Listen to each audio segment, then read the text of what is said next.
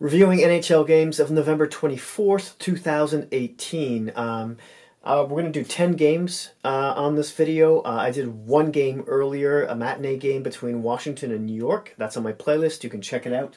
But there's lots here, so let's just jump right in.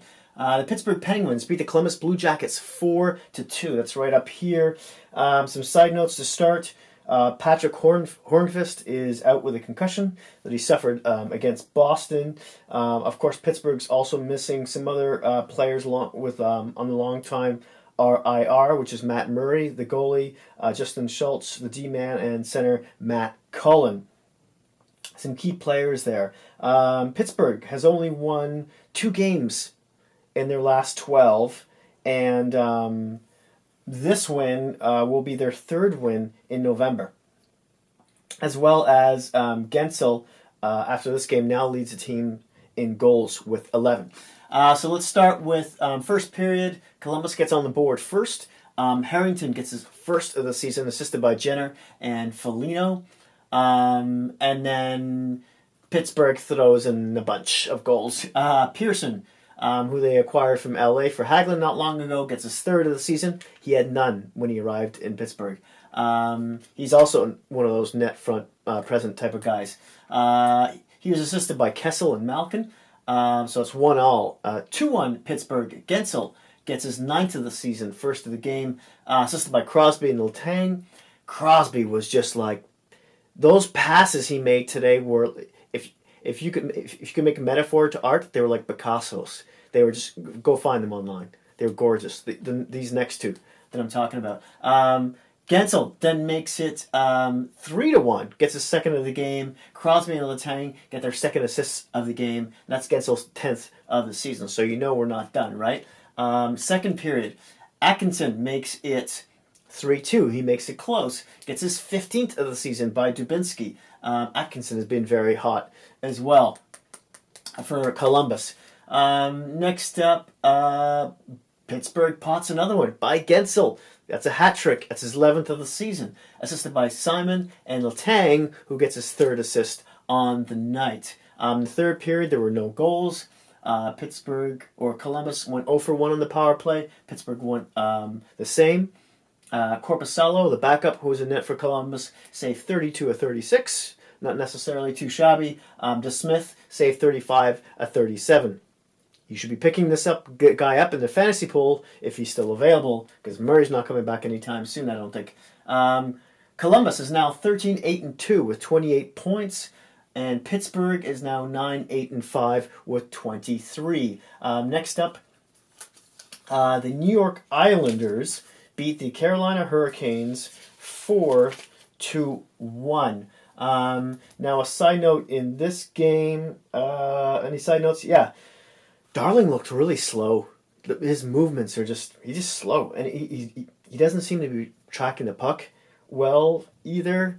A couple goals in here, I'm just, And of course, you know that Carolina has got a 3-goalie carousel right now. McElhinney has been amazing. He's won like 3 of his last games.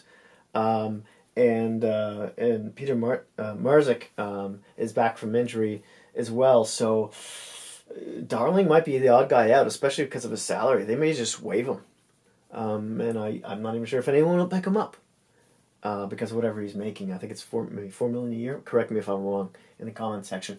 In any case, let's get to the scoring here. Oh, and one of these goals is worth looking up online too, and that's the first one, scored by Philippa. He basically goes end to end. It's just gorgeous. His 6th of the year, assisted by Komarov and Mayfield. 1-0 New York.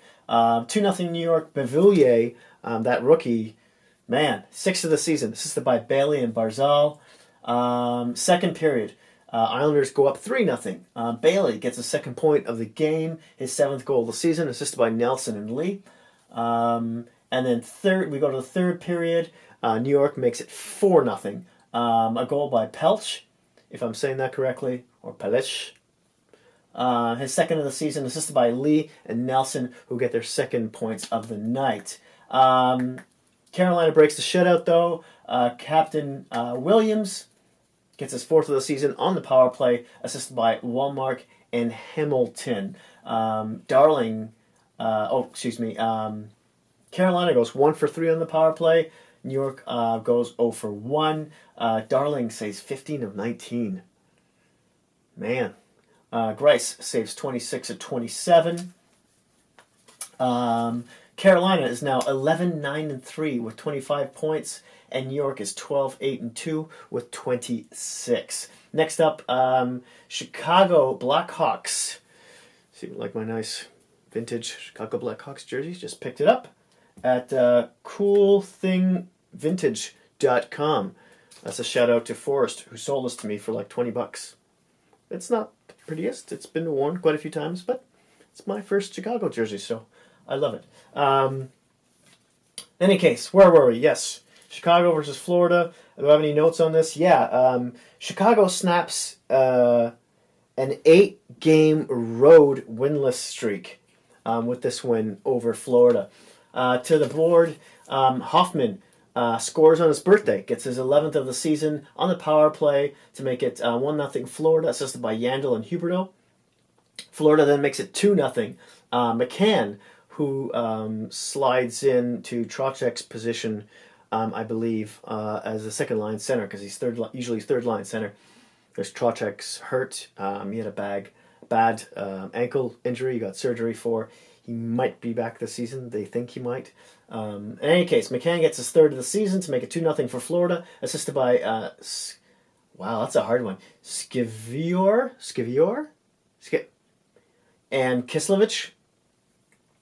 Second period, Chicago gets in the game. Kampf scores his 3rd of the season, assisted by Cahoon and Forsling to make it 2-1. Chicago then evens it up. Kane gets on the board, his 14th of the season, unassisted.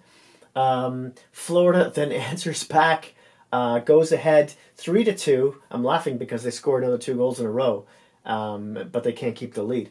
Ekblad makes it 3-2. His 4th of the season, assisted by Hoffman, his 2nd point of the night, and Dantilov. Florida then goes ahead 4-2. Still in the second period, Vetrano gets his 7th of the season, assisted by Huberdeau, who gets his 2nd point of the night, and Bustad. Third period, here comes Chicago. Fortin makes it 4-3, gets his 3rd of the season, short-handed, mind you.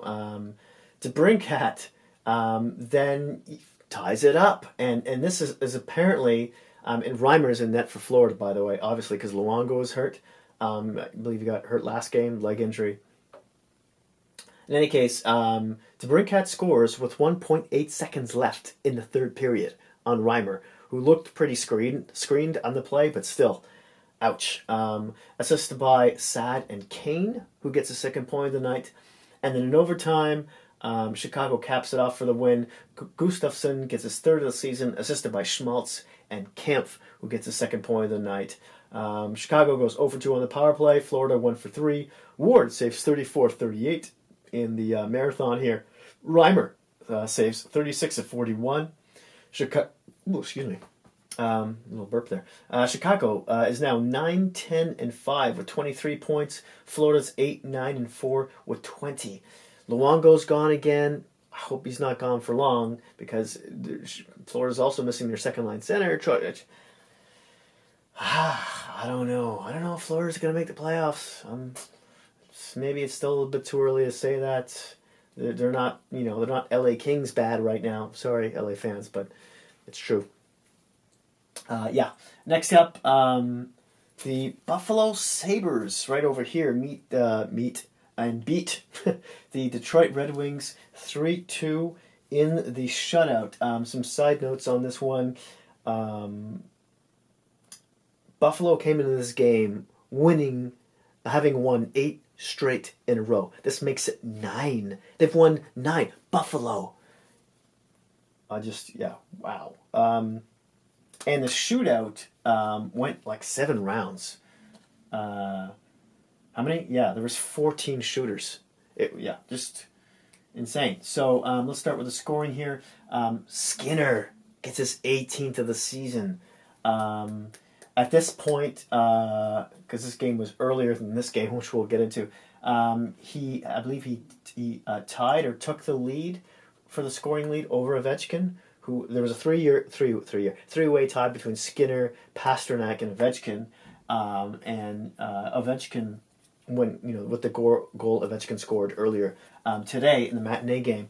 But then I believe, and not to make it 17, Skinner makes it 18, so he goes ahead here on the power play, assisted by Eichel and ST.LOUIS. Yeah, Skinner's hot, man.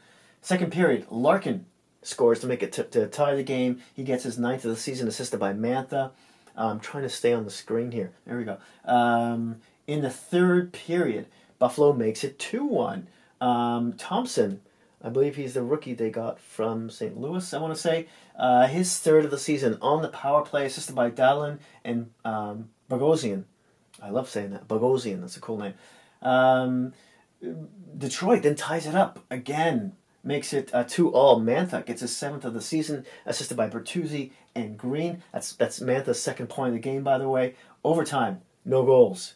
Who was it? Detroit had a penalty in overtime too, and they fought it off. Howard really looked good in this game, and then when the penalty was over, Detroit came pretty close to scoring a couple times. Olmark made one particular beauty of a save. I want to say it was on Larkin, maybe, with a glove hand from the top left-hand circle to save the game for Buffalo. And then it goes to that crazy, 7-round shootout. In the shootout for Buffalo, Thompson, there he is again, scores, and so does Reinhart. And for Detroit, it's only NSCO. The goaltenders were fantastic in this. Buffalo goes 2 for 4 in the power play. That was their bread and butter. And this is where, if Detroit goes 0 for 4 on the power play, if they can score in just one of those, they win this game.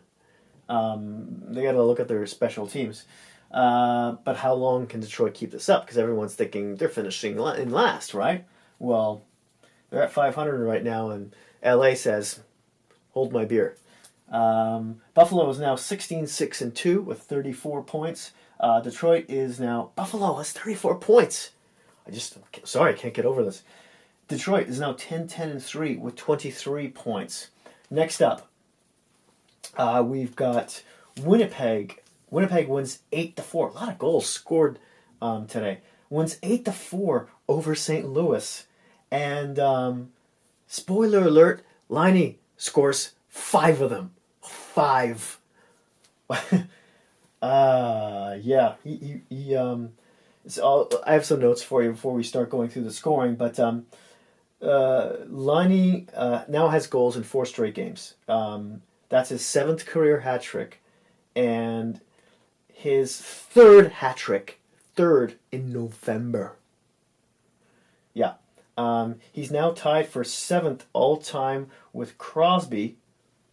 You know which one I'm talking about. There's only one Crosby. For most goals before the age of 21 with 99. And the thing is, he just tied Crosby, but Laine doesn't turn 21 until April.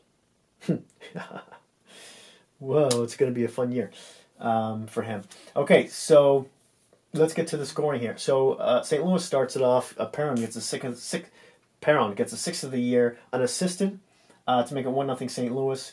Winnipeg answers. Wheeler gets his 4th of the year, assisted by Scheifele and Morrissey. Winnipeg then makes it 2-0. Laine gets his 1st of the game, 15th of the season, assisted by Little and Connor. And then St. Louis ties it up. So the game's still close in the first period. It's 2-2. Tarasenko gets his 7th of the year, unassisted. Second period is just a slaughter. It's a Laine fest. Second period, Laine makes it 3-2. His 16th of the season, 2nd of the night on the power play from Wheeler, 2nd point of the game, and Bufflin. Tanev then makes it 4-2. He gets his 3rd of the season unassisted. Laine then makes it 5-2. His 17th of the season, 3rd of the game. He's got his hat trick already, and we're not even close to done. And assisted by Connor and Little, who get their 2nd points of the game. Laine again. gets his 4th of the game, 18th of the season. Now he's tied for first with Skinner. Assisted by Connor and Little, who now have their 3 points, who now have 3 points each in the game. Third period. Now we're going to third period. After 4 goals scored in the second. Third period, top of the third, Laine gets his 5th goal. His 5th goal, his 90th of the season. He now leads the league in goals. Assisted by Little and Connor, who now have each 4 points on the night. St. Louis shows they still have a pulse here. I even forgot where we were with the score. 1, 2, 3, 4, 5, 6, 7. It's now 7-2. O'Reilly gets his 12th of the season, assisted by Sanford to make it 7-3. St. Louis scores again to make it 7-4.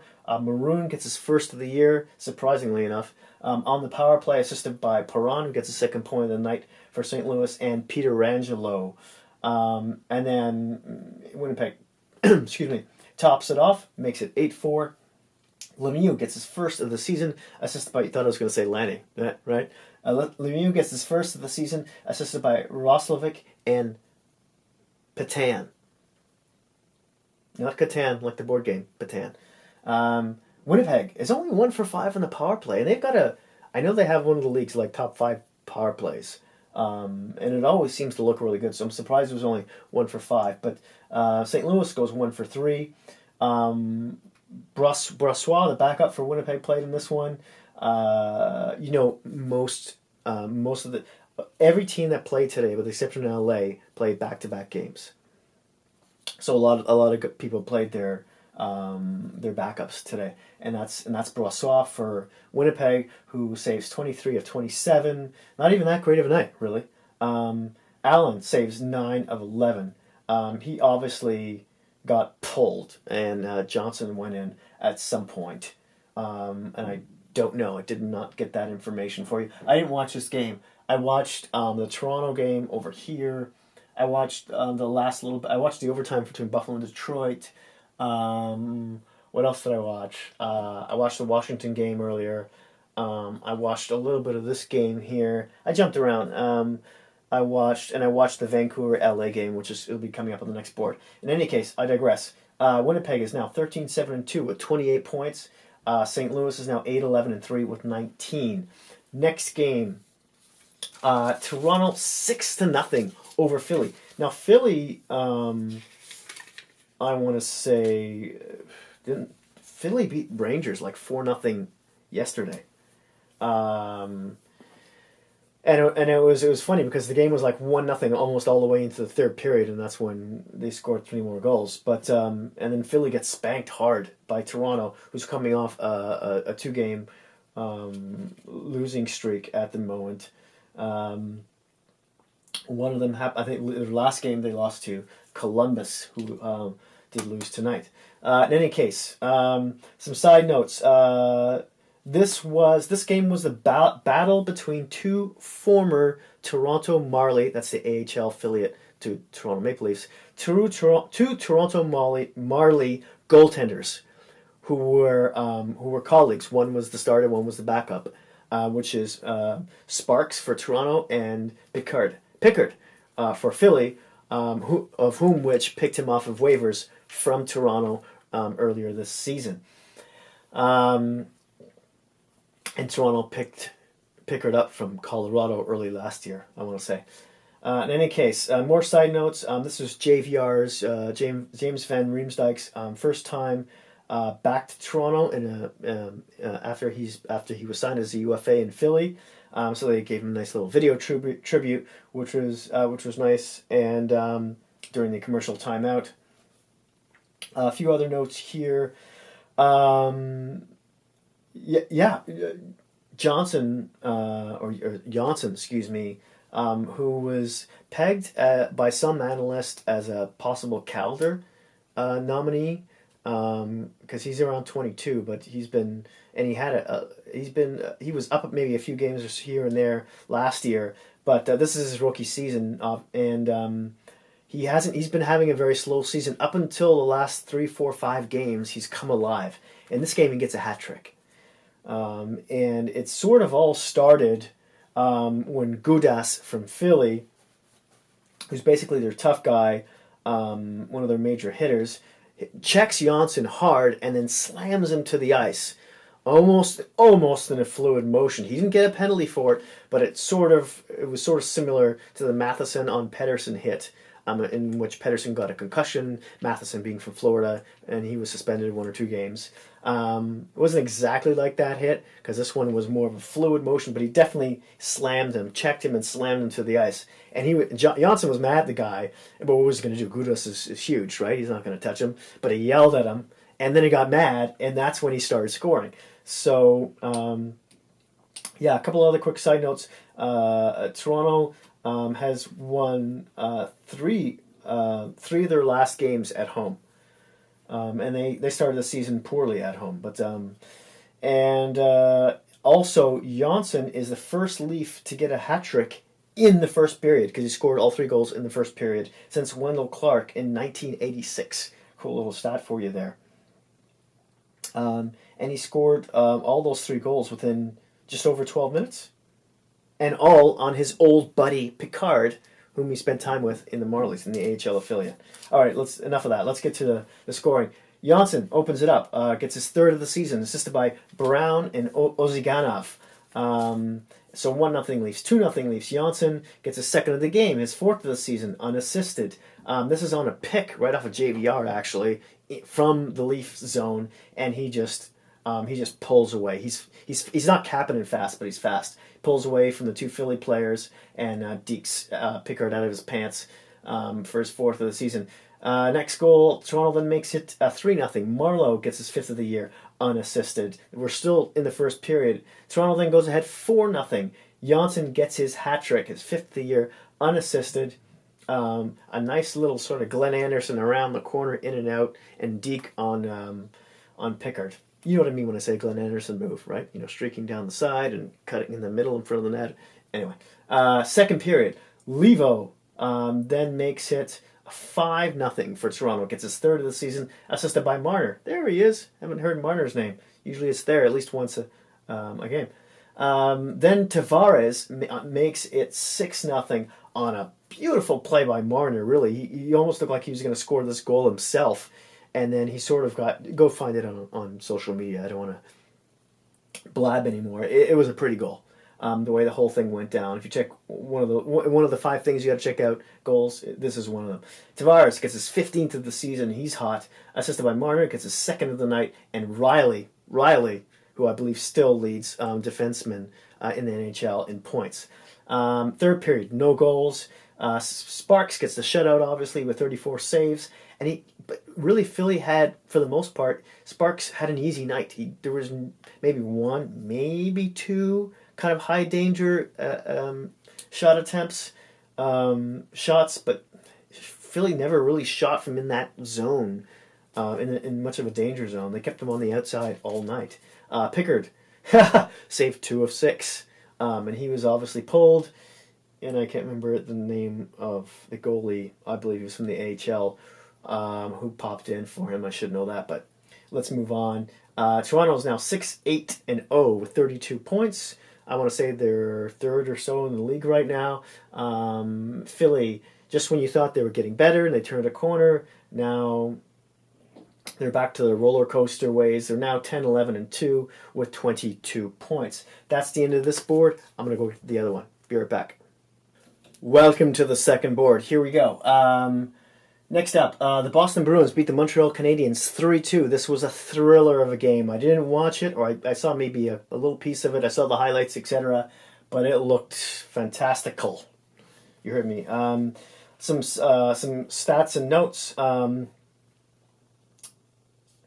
Another thing you have to watch on social media or is go look up Montreal's Drouin's first goal over here. It was almost end to end.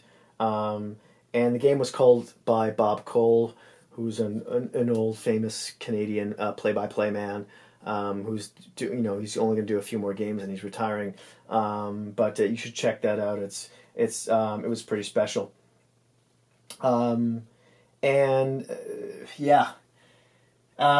I'll get to this part. There's a part in this game where Drouin scores a goal, and Montreal then evens up the game. But then Drouin takes a dumb penalty by shoving his stick into Back's face, drawing blood from his mouth, and getting like a double minor.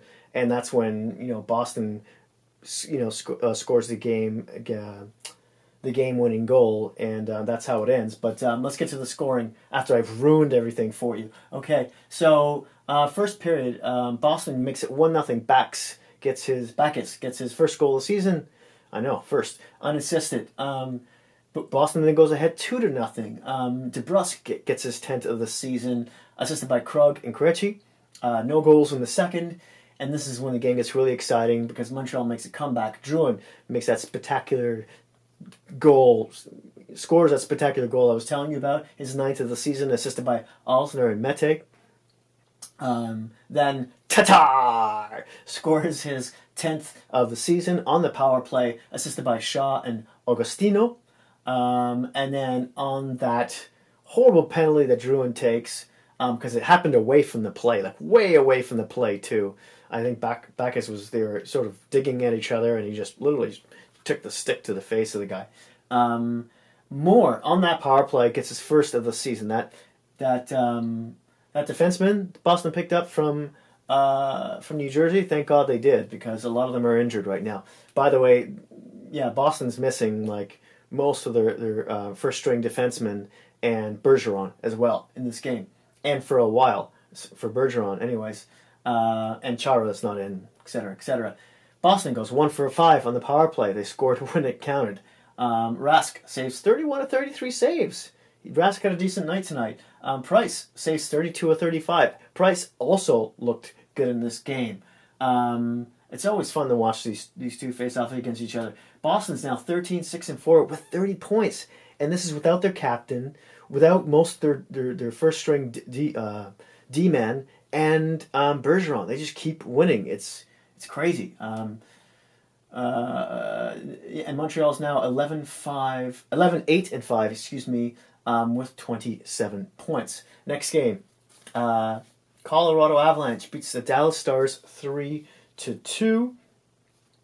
The first line, as always, puts on a show in this game. In the first period, there's no goals, and then second period, there's that first line. McKinnon scores a beauty, 15th of the season, assisted by Rantanen and Landeskog, the usual suspects. Third period, Dallas makes a comeback. Faksa scores his 4th of the season. I don't know if that's the way it's pronounced. It sounds fun when I say it that way. Assisted by Radulov and Fedun. Dallas then goes ahead 2-0.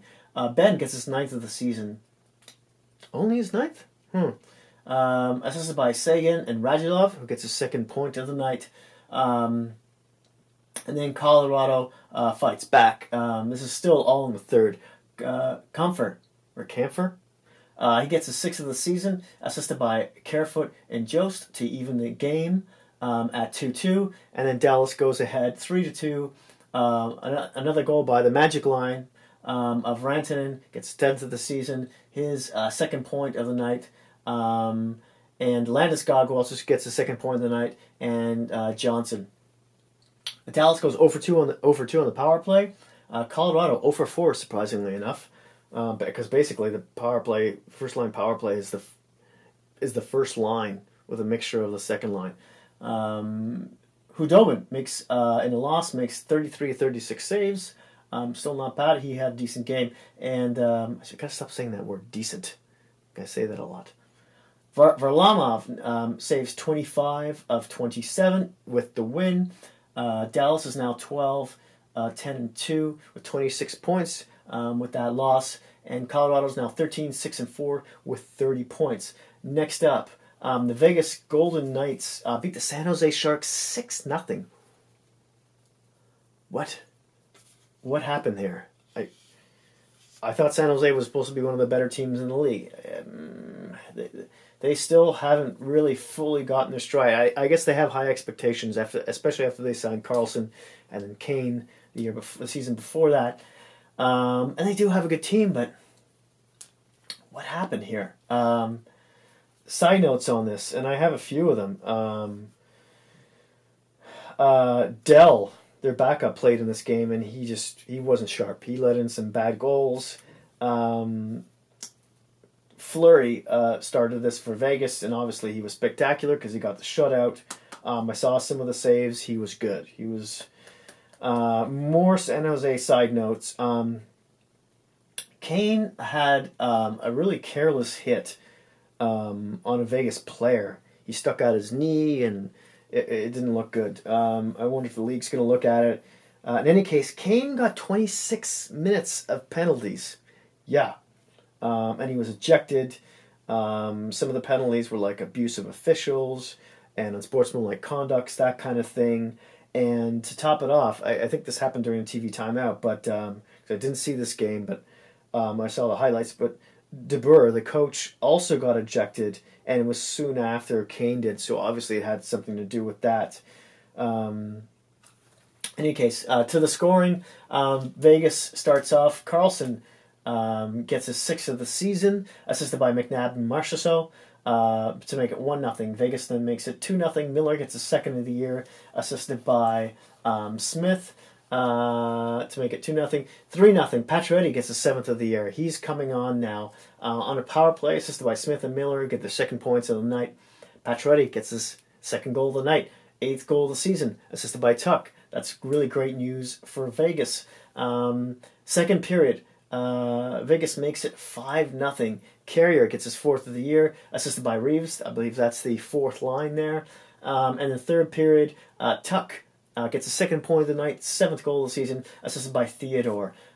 San Jose goes 0 for 4 on the power play. Vegas goes 1 for 6. Dell makes 30 of 36 saves. Fleury gets a shutout with 33 saves. San Jose is now 12-8-4 with 28 points. Vegas is now 12-12-1 with 25. There's still hope there, Vegas fans, especially out in the West. In their division, I think they can squeak in. I think they can do it. Once they get Stastny back in maybe a few weeks' time, I think. And then who else are they missing? Their second line center, who is it Tuck or Holla? It's Holla, because Tuck's playing. They could take a run of it. The West is most of the West is in shambles right now, and it's not like they're LA. I'm sorry, LA fans. I'm sorry I keep on making you up. Yeah. Speaking of LA, let's get to that game. Because Vancouver beats LA 4-2. This game was, for the first period and a half, it was so boring. So boring. Side notes on this one. Where are my side notes? Here they are. Side notes and stats. Antoine Roussel wasn't suspended. I believe he was playing in this game, but he was fined for $5,000 for for biting a Sharks player, Vlasic, actually, in the last game. I believe it was last night. There was a scrum. Vlasic stuck his hand. The ref was in the way. Vlasic stuck his hand right in. Grabbed Roussel's ear, and then stuck his hand near his mouth, and then that's when he bit him. In 21 games, Roussel has 3 goals so far this season and 8 points and 65 penalty minutes for the Canucks. The Canucks, coming into this game, had 8 straight losses. And Gaudette got his first NHL goal in this game as well. Luff for LA scored in this game. That's 3 straight games in which he scored. And this was an interesting little tidbit I found out, and this was sort of during one of the interviews as an afterthought. Ken Baumgartner is one of the assistants in Vancouver. And of course, Travis Green is the coach. I was pretty sure that they were old. I know they both played for Toronto at some point, and I think they might have even been there at the same time as teammates. So I just thought that was kind of funny. I was like, oh, yeah, those are when? Maybe late 90s, I want to say? I don't know. Moving on. So first period, let's look at the scoring here. No goals. Boring. Second period, Godet, that's his first goal in NHL season. First goal in the NHL, excuse me. Is assisted by Verchanen and Goldobin. Make it 1-0. LA then ties it up. Doughty gets on the board. His second of the season on the power play, assisted by Kopitar and Carter. That's good. Some of the bigger stars are producing there. That's a good sign. But then Vancouver goes ahead 2-1. Gagner gets his first goal of the season on the power play. Interesting story about Gagner too. They had waived him early on in the season, but Gagner, being from Toronto, asked them if they were going to send him to the AHL, if he could go to the Toronto Marlies, because that's where his family was. And he tore it up in the AHL. He did really, really well. And they recalled him recently, and there's his first goal. Yay. Yay for him. And that was assisted by Horvat and Pedersen. And then LA ties it up. Luff, there he is. 3 straight games with a goal. His third of the season, assisted by Hagelin, whom they traded for Pearson from Pittsburgh, and Kempe. Third period, I didn't mark it down here. Third period. Phaneuf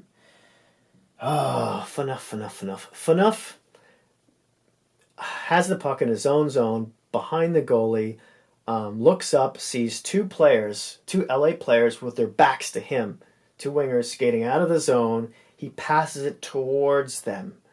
They're not looking at him at all. We're all like, what's he, if you're going to do that, flip it up in the air. Or, lob it up in the air, or skate it out, some of the way at least. Guess who was skating in between those 2 players in the opposite direction? Pedersen. Yeah, so he gets the puck, he's alone, around, I want to say, top of the circle, and just a wicked shot, not looking down at all. Little slingshot of a stick he has there, gets his 13th of the season, his second point of the night, unassisted, picks off Phaneuf. He did a lot of that in Toronto, but I don't want to poop on him anymore. That's it. No more Phaneuf hating. He's a good human being, by the way. All right, and then Vancouver gets an empty net goal here to make it 4-2.